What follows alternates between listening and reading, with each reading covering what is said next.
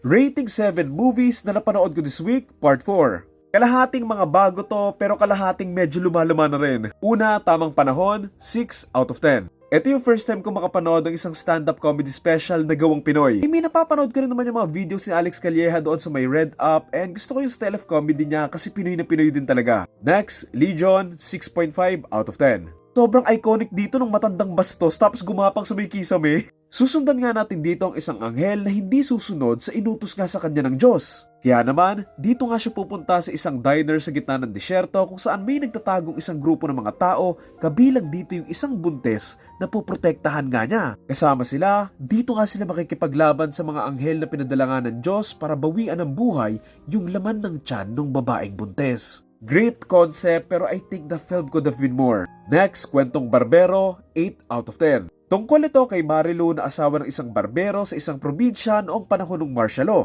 Isang araw, biglaan na nga lang mababawian ng buhay yung asawa niya kaya naman itong si Marilu, siya yung pumalit sa asawa niya bilang barbero doon sa may lugar nila. Sa bagong buhay nga ni Marilu, dito nga siya may makikilala at sa bagong mundong kinakagalawan niya, dito nga siya may mga malalamang mga sikretong babago sa simpleng buhay niya. Next, Surviving Black Hawk Down, 10 out of 10. Sobrang nakakalungkot at nakakagalit na nangyayari talaga sa totoong buhay yung mga ganito and kung hindi nyo pa napapanood yung Black Hawk Down, ito muna yung panoorin nyo. Tungkol ito sa mga nangyaring labanan sa may Mogadishu sa may Somalia noong October 3 to October 4, 1993 laban sa mga Amerikanong sundalo at mga Somalians. Sa documentary na to, mas marirealize mo kung ano yung epekto ng mga ganitong labanan tsaka marirealize mo din talagang walang nananalo sa mga gera. Next, Black Hawk Down, 7.5 out of 10. Susundan natin dito ang mga Amerikanong sundalo na tatakas sa may Mogadishu matapos nga bumagsak yung ilang Black Hawk helicopters nila. Sa pagtakas nila, hindi nga ito magiging madali dahil bukod sa may home court advantage yung kalaban, mas marami at mas preparado sila. Next, Captain America Brave New World, 5.5 out of 10. Thing about Marvel films now, hindi na ako nagugulat kung hindi magiging maganda eh. Kumbaga, mas magugulat ako kung maganda yung movie on which ang tagal ko nang hindi nagugulat.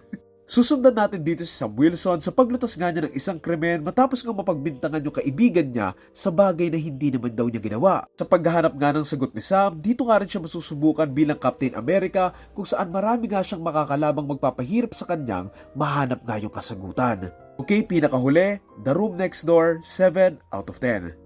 Isang araw, dito nga magkikita ulit ang magkaibigan na sina Ingrid and Martha after nilang hindi magkita ng ilang taon. Pero ayun lang, this time, itong si Martha, meron na nga siyang malubhang sakit na mukhang hindi na nga gagaling, kaya naman dito nga siya hihingi ng tulong kay Ingrid. Ang tulong na hinihingi niya ay simple lang pero hindi nga magiging madali, at ayun nga yung samahan nga siya ni Ingrid sa mga huling sandali niya bago tuluyang matapos yung buhay niya. So ito yung mga napanood ko this week, available na online itong Legion, Tamang Panahon, Kwentong Barbero, Surviving Black Hawk Down, tsaka itong Black Hawk Down, itong The Room Next Door and Captain America, nasa sinehan pa yan. So kung gusto nyo itong mapanood, panoorin nyo na.